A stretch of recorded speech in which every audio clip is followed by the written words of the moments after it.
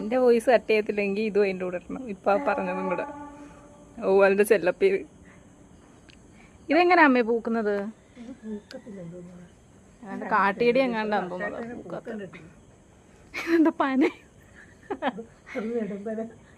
എന്റെ മണ്ടച്ചത വവ്വാലെല്ലാം പോയമ്മേ. അതുകൊണ്ട് കണ്ണ് കാണാൻ പറ്റുമായിരുന്നു ഇവിടെ. ഉണ്ടുണ്ട് ആ പാർട്ടിലായിരുന്നു സെന്ററിൽ.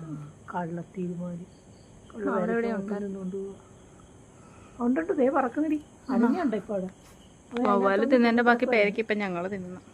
അത് മുള്ളാൻ വേണ്ടി മാത്രം നിവരത്തുള്ളൂ. അതൊന്ന് മുള്ളിട്ട് പോകും ഇതിന്റെ വായിലേക്ക്. അതിപ്പോ ശീലമായിരുന്നു.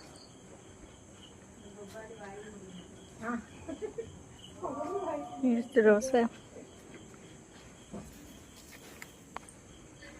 ഇത് കാണുമ്പോൾ ശരിക്കും നൊസ്റ്റ് വരും. ഈ റോസ നല്ല മണം.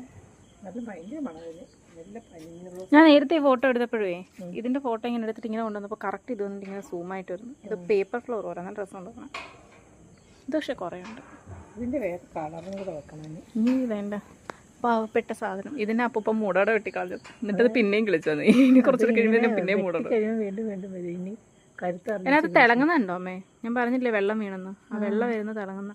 അതാ ഞാൻ നേരത്തെ പറഞ്ഞു പോലെ മുള്ളിലാണ്. രാത്രി വെള്ളം ഇടുന്നവരാണ്. കൊള്ളാം.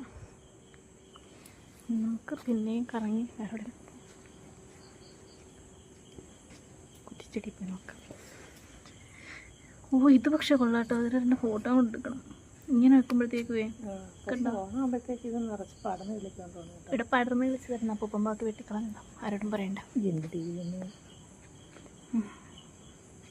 നമ്മളെല്ലാ കാട്ടുപോച്ചകളും എടുക്കണം. ഈ മാവിൽ നിന്നാണ് സ്ഥിരം മണ്ടത്തേരും മാങ്ങ വെച്ച് തിന്നുന്നത്.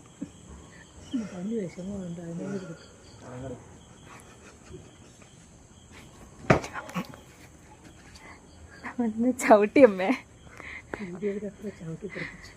അവൻ്റെ ഒരു വീട്. ഈ മാവിൻ്റെ മണ്ടയ്ക്കയറുന്ന ആ കൊരങ്ങനായിരുന്നു ചവിട്ടിയത്.